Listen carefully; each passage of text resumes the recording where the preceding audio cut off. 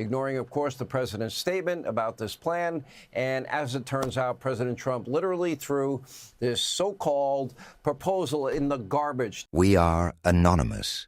We are not a party, not a campaign, not a corporate network reading from a teleprompter. We are a voice in the dark, a signal through the noise. And tonight, we are exposing what Sean Hannity really meant when he said Iran has zero leverage.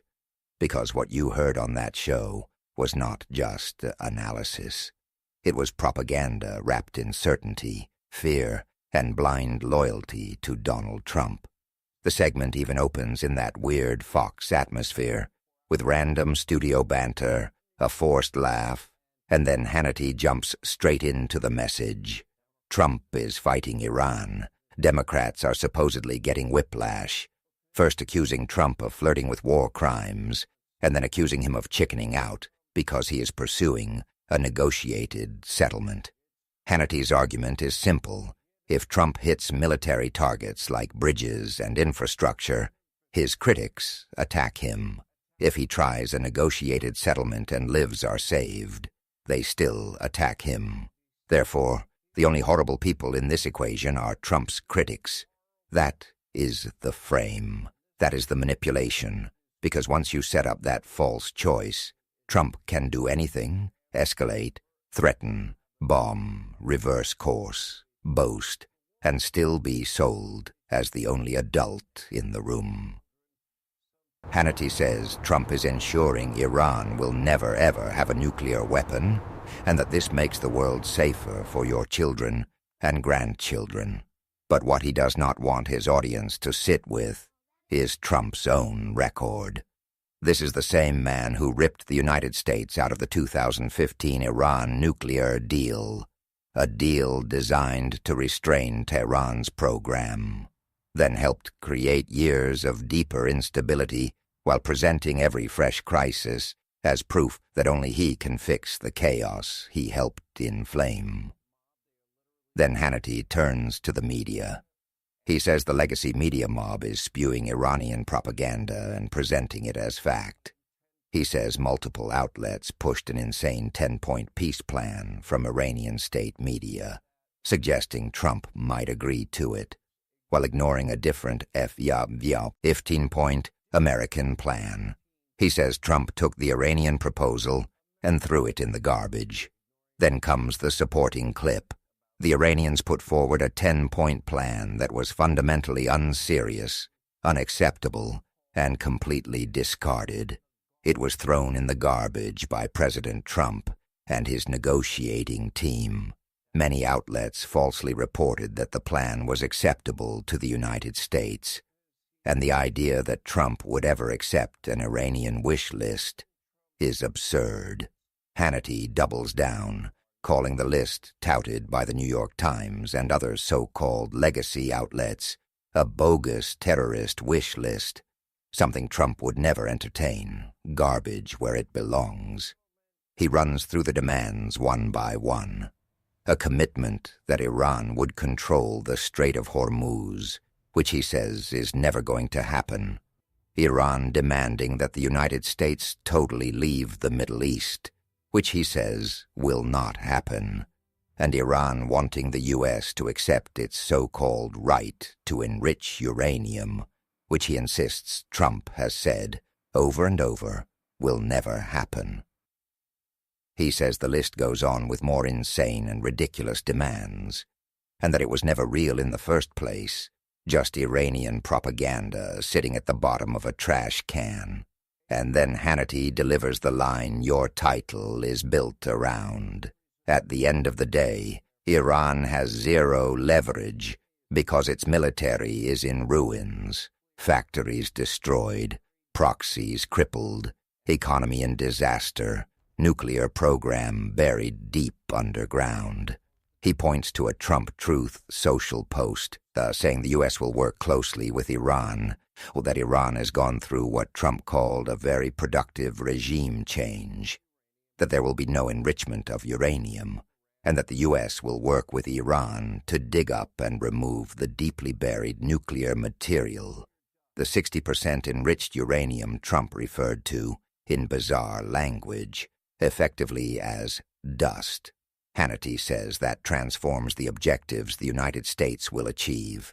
Iran's enriched uranium becomes dust. The Strait of Hormuz is opened free and clear from Iranian threats or aggression, and they do not get to charge tariffs. He says this will happen either by a peace deal, a negotiated settlement, or by force. The choice, he says, is in their hands, and he hopes they choose wisely. But this is where the meaning behind zero leverage starts to crack, because even public reporting now says the ceasefire terms are disputed. The sides are describing different conditions, and uranium enrichment remains one of the biggest unresolved points. In other words, Hannity says zero leverage, while the real world says unresolved leverage, unstable leverage, dangerous leverage. He says Trump has total control, while the facts show confusion, contradiction, and a ceasefire so fragile that each side is still trying to define what was actually agreed. Hannity is not describing a clean victory. He is selling one. Then the monologue widens into grievance and tribal warfare. Hannity says there are numerous groups in this country that simply do not want Trump to succeed. He names radical Democrats, the legacy media mob, and then another group he clearly despises, loud, self-important isolationists who are furious because they thought they could convince Trump to stay out of this and are livid that he did not listen.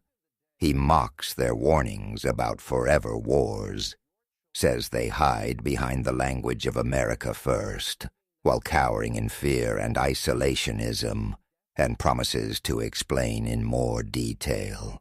He says that mindset means never using the military while America's enemies threaten the country, and build longer-range missiles and a nuclear program that would be an existential threat to the United States and the world. He says these critics accuse Trump of doing this for Israel, for Benjamin Netanyahu, for Fox News, for Sean Hannity, and he calls all of that nonsense and says they are lying.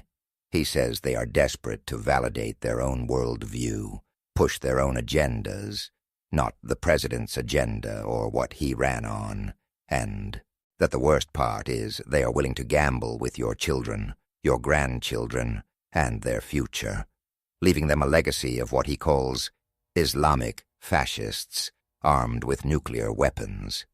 He says, thankfully, none of those people prevailed. He says now they are reduced to snowflakes, upset at Donald Trump's language toward what he calls the #1 state sponsor of terror. He says the message was directed at terrorists, something these critics never seemed to care about before.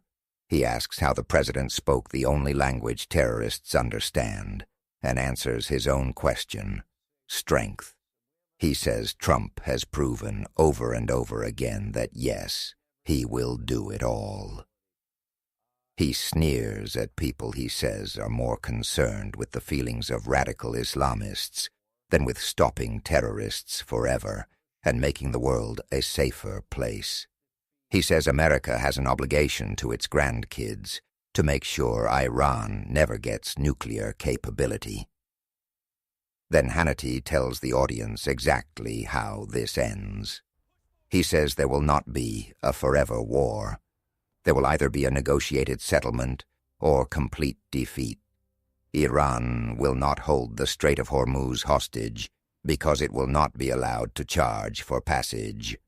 60% enriched uranium will be handed over or taken. That is how this ends, one of those two ways.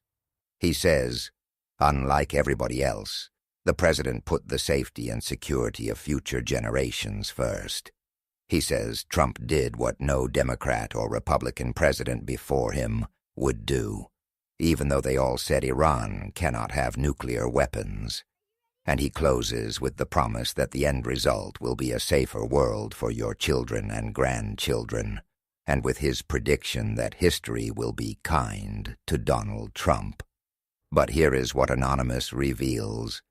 Iran has zero leverage is not really about Iran.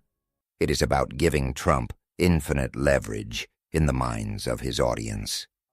It is about laundering chaos into strength, contradiction into strategy, and escalation into heroism. It is about, too, turning every critic into an enemy, every doubt into disloyalty, every question into weakness, and every Trump reversal into genius.